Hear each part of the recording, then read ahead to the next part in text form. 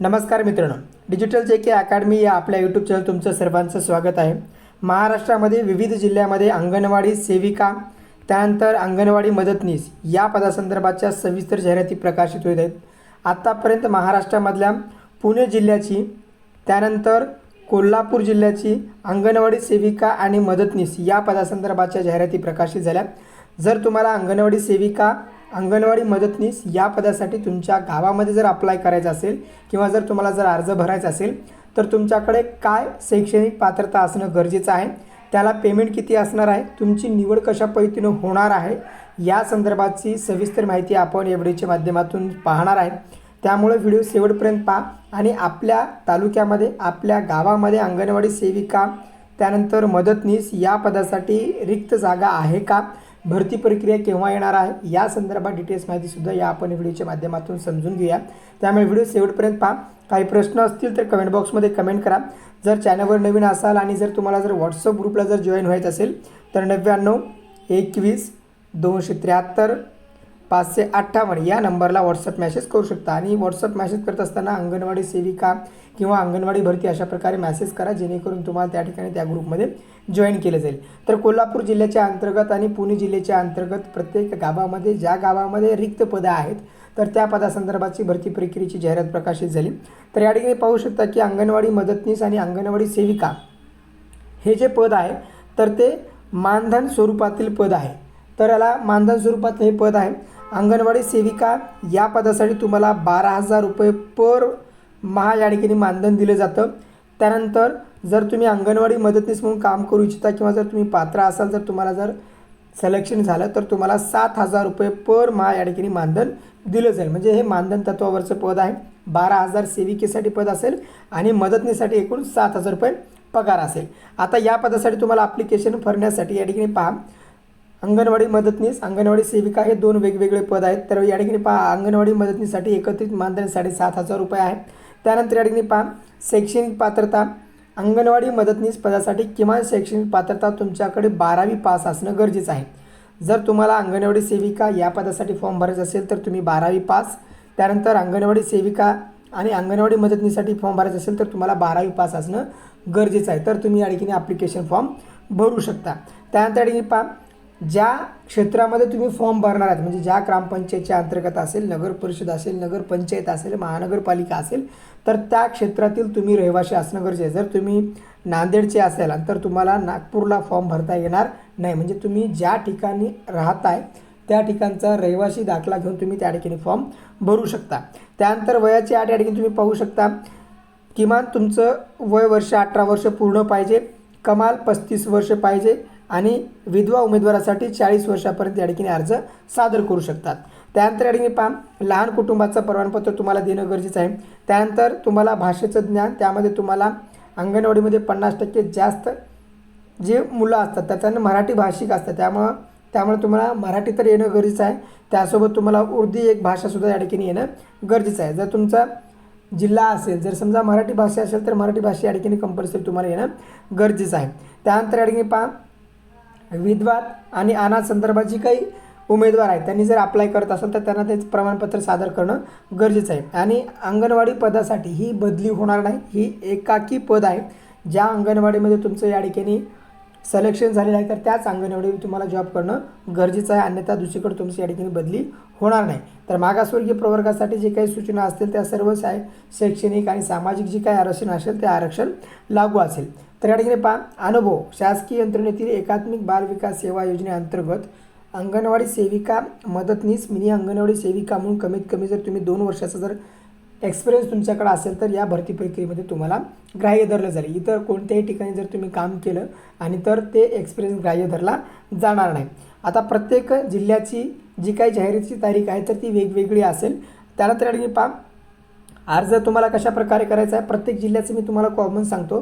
तर प्रत्येक जिल्ह्याचा जो अर्ज असेल तर तो अर्ज तुम्हाला प्रत्येक तालुक्याचा म्हणजे तुमच्या तालुक्याचा बाल विकास प्रकल्प अधिकारी या ठिकाणी जाऊन म्हणजे CDPO ऑफिसला जाऊन तुम्हाला त्या ठिकाणी अर्ज सादर करणं गरजेचं आहे। ऑफलाईन पद्धतीने हा अर्ज सादर करायचा आहे। ऑफलाईन पद्धतीनं अर्ज सादर केल्यानंतर तुमची 15 दिवसामध्ये निवड यादी जाहीर केली जाईल.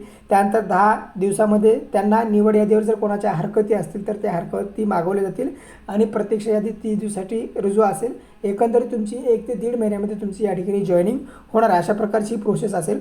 आता या ठिकाणी निवड प्रक्रियेसंदर्भात जे काही महत्त्वपूर्ण मार्क असतील किंवा गुणांकन असेल, कशा पद्धतीने केलं जाईल या संदर्भात सुद्धा डिटेल्समध्ये आपण माहिती पाहणार आहोत. आता सर्वप्रथम तुम्हाला हे ऑफलाईन पद्धतीनं अर्ज सादर करायचा आहे.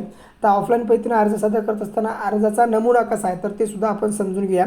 आणि तुम्हाला हा अर्ज प्रत्यक्षात CDPO ऑफिसला जाऊन सादर करणं गरजेचं आहे आणि त्याची OC घेणंसुद्धा गरजेचं आहे. आता या ठिकाणी पहा, अर्जाचा नमुना प्रत्येक CDPO ऑफिसचा अर्जाचा नमुना बऱ्यापैकी अशाच प्रकारे असतो, काही ठिकाणचा बदल असतो, तर तो तुम्ही या ठिकाणी अर्जाचा नमुना वापरू शकता. जर तुम्हाला हा अर्जाचा नमुना हवा असेल तर 99 21 273 558 या नंबरला व्हॉट्सअप मॅसेज करा, अंगणवाडी भरती अशा प्रकारे मॅसेज टाका, जेणेकरून तुम्हाला हा अर्जाचा नमुना मला पाठवता येईल. या ठिकाणी पहा, अंगणवाडी मदतनीस पदाकरता अर्ज. या ठिकाणी जर सेविकेसाठी अर्ज करत असेल तर या ठिकाणी सेविकेचा अर्ज असेल. सेविका संदर्भातसुद्धा तुम्हाला डिटेल्समध्ये जो अर्ज असेल तो अर्ज आपल्या व्हॉट्सअप ग्रुपमध्ये तुम्हाला दिला जाईल. कोणत्या तारखेला ही जाहिरात प्रकाशित झाली तर ती तारीख या ठिकाणी टाका. त्यानंतर या ठिकाणी पहा, मी सही करणार म्हणजे तुमचं या ठिकाणी पूर्ण नाव टाका, विवाहापूर्वीचे नाव, विवाहानंतरचे नाव, त्यानंतर जन्मतारीख तुमची टाकायची आहे. त्यानंतर जाहिरातीमध्ये दिनांकासाठी जे तुमचं जे वय असेल, वर्ष, महिने आणि दिवस या ठिकाणी टाकायचा आहे. तुम्ही कोणत्या प्रवर्गातून या ठिकाणी अर्ज सादर करताय, SC असेल, ओपन असेल, NTC असेल, OBC असेल, जे काही प्रवर्ग तुमचा असेल तर त्या प्रवर्गाच्या अंतर्गत तुम्ही या ठिकाणी अर्ज सादर करू शकता. त्यानंतर रहिवासी संपूर्ण पत्ता तुम्हाला या ठिकाणी टाकायचा आहे. त्यानंतर तुम्हाला एकूण किती अपत्य आहे तर या ठिकाणी टाका आणि शेवटच्या अपत्याची जन्मदिनांक तुम्हाला या ठिकाणी टाकणं गरजेचं आहे. त्यानंतर तुमची शैक्षणिक पात्रता. आता हा जो चॅप्टर असेल किंवा हा जो पोर्शन असेल तर तो सर्वात महत्त्वाचा आहे आणि याच शैक्षणिक पात्रतेच्या आधारे तुमचं या ठिकाणी डायरेक्ट सिलेक्शन होणार आहे. म्हणजे तुम्हाला परीक्षा असणार नाही, मुलाखतसुद्धा असणार नाही. तर तुमचं जेवढं एज्युकेशन क्वालिफिकेशन जास्त असेल तर तुम्हाला तेवढे गुणांकन जास्त दिले जातं आणि त्यानंतर तुमचं सिलेक्शन केलं जातं. तर या ठिकाणी पहा, 12वी उत्तीर्ण, पदवीधर आहेत का तुम्ही, म्हणजे पदवी झाली असेल, 1 डिग्री असेल, पदव्युत्तर म्हणजे PG झाले असेल, DED आहे का, BEd आहे, त्यानंतर तुमच्याकडे MSc आहे का, अशा प्रकारे तुम्ही या ठिकाणी संपूर्ण क्वालिफिकेशन तुम्ही या ठिकाणी मेन्शन करू शकता. इतर जी काही महत्त्वपूर्ण माहिती असेल तर ती माहिती पूर्ण भरायची.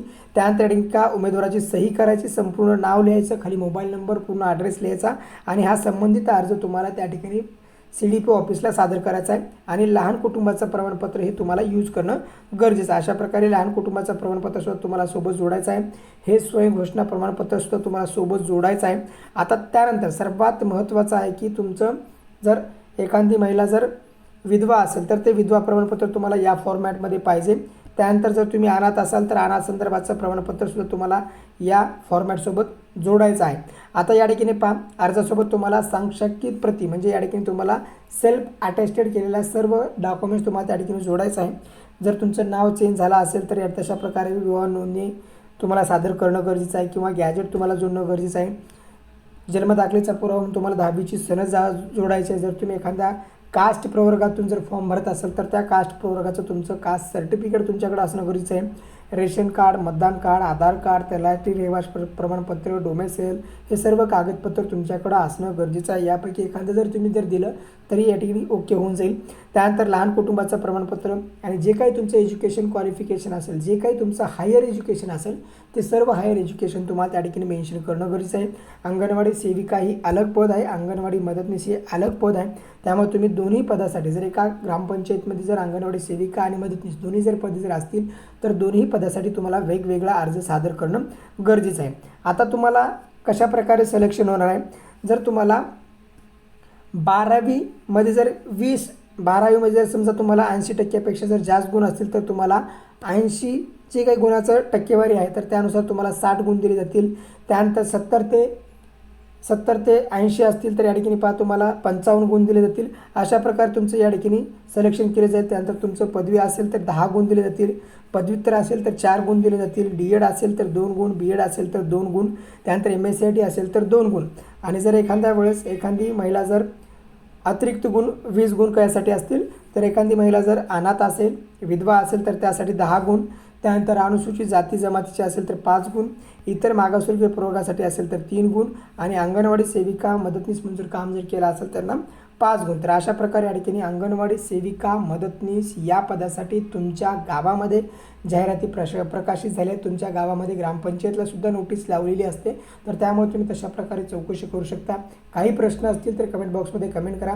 या व्यतिरिक्त जर तुम्हाला जर काही माहिती हवी असेल तर आपला जो नंबर असेल 99 21 273 558 या नंबरला व्हॉट्सअप मेसेज करू शकता. धन्यवाद. थँक्यू. जय हिंद, जय महाराष्ट्र.